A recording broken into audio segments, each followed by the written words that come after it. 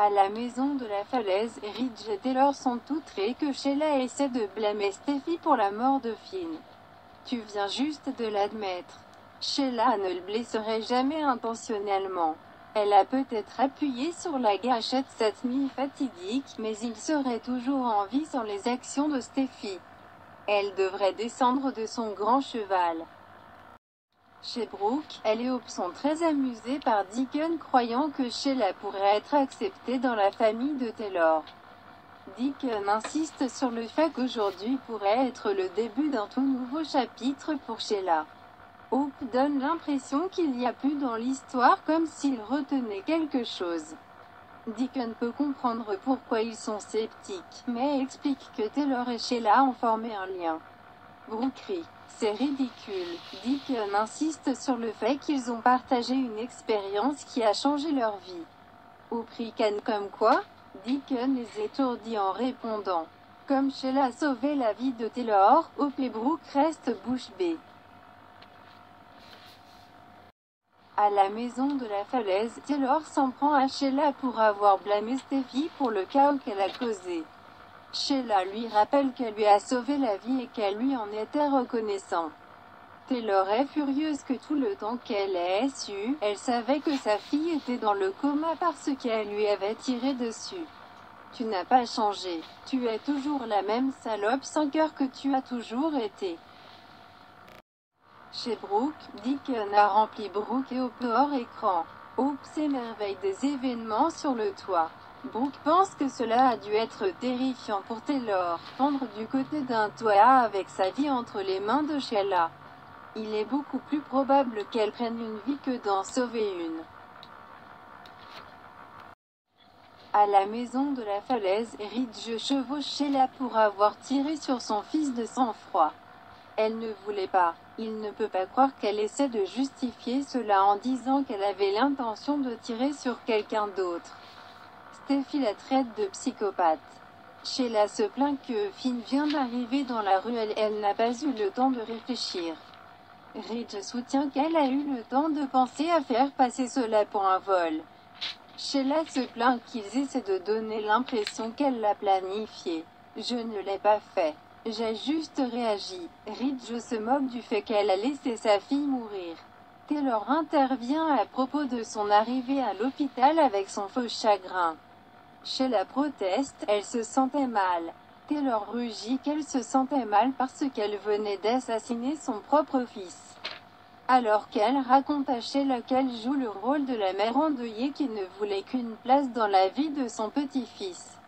Tout en sachant qu'elle était responsable de la mort de son père et de la mort de sa mère. Mon Dieu Sheila, comment tu te regardes même?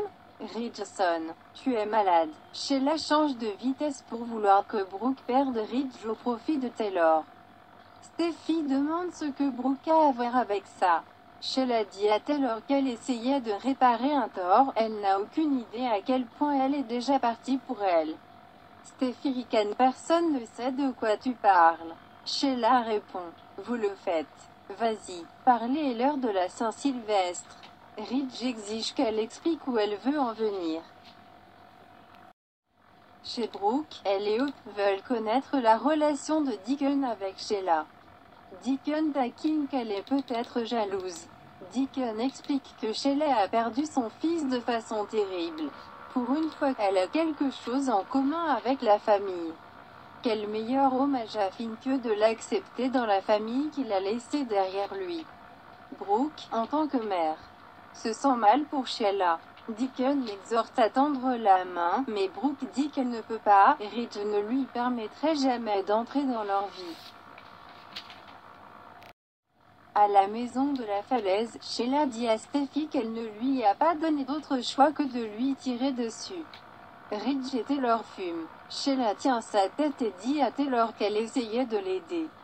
C'était le but du réveillon du Nouvel An. Elle l'aime, elle les aime tous. Sheila voulait en faire partie mais n'arrêtait pas de se faire claquer les portes au nez, et ce qui faisait le plus mal, c'était que Steffi la traitait de dangereuse et de démente et disait qu'elle n'aurait jamais sa place dans la vie de son fils. Qu'est-ce que j'étais censée faire? Elle voulait juste de la compassion et de la compréhension, mais Steffi n'a pas cédé d'un pouce. Vous avez choisi de défendre Brooke plutôt que moi, la femme qui a détruit ta famille. Taylor demande pourquoi continuez-vous à parler de Brooke. Sheila exhorte Steffi à dire à sa mère de quoi ils se disputaient dans la ruelle cette nuit-là. La mémoire de Steffi refait surface. Elliot, vous avez saboté un alcoolique. Tu as invité Brooke à boire le soir du Nouvel An.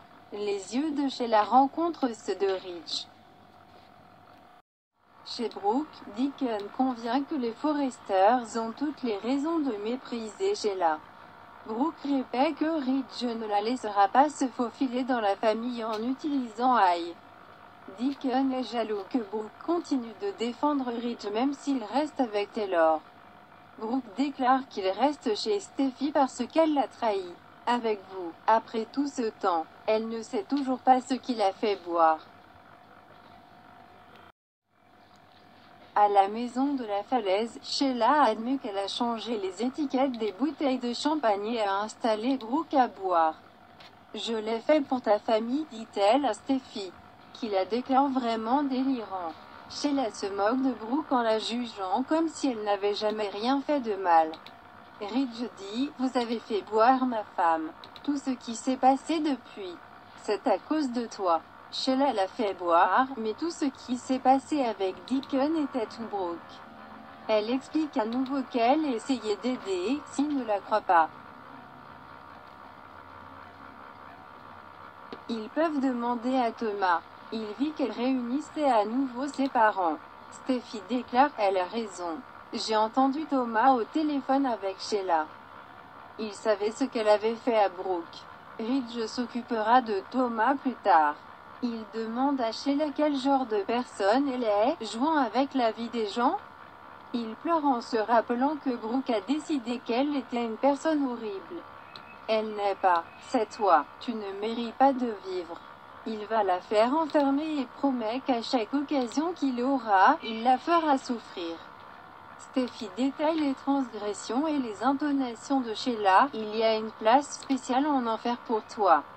Et c'est exactement là où tu vas, après avoir passé le reste de ta misérable vie derrière les barreaux. Ton règne de terreur est terminé. Ça se termine aujourd'hui.